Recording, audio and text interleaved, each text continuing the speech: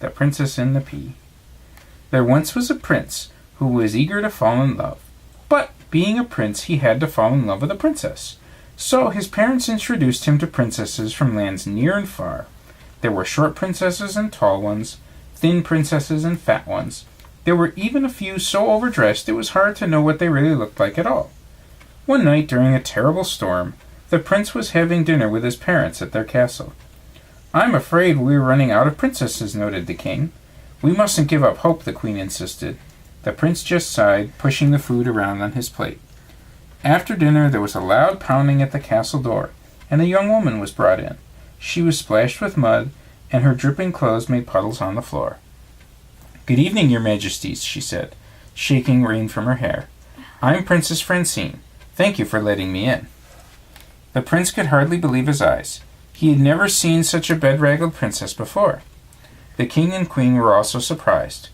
"What great need made you travel on such a night?" the king asked. "Nothing special," the princess explained. "I've just recently arrived in your kingdom, and I thought I would go out for a ride." "Even in a storm?" asked the queen.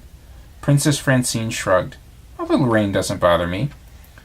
But the thunder spooked my horse, and she threw me. I'll find her in the morning."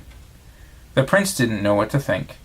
Here was a brave and resourceful princess unlike any he had met before. The queen knew her son well, and she could see the look that he had come over his face. But what did they really know of Francine? They had to find out if she was really a princess, and for that, the queen had a plan. "Come," she said to Francine. "Let's get you into some dry clothing and find you a room."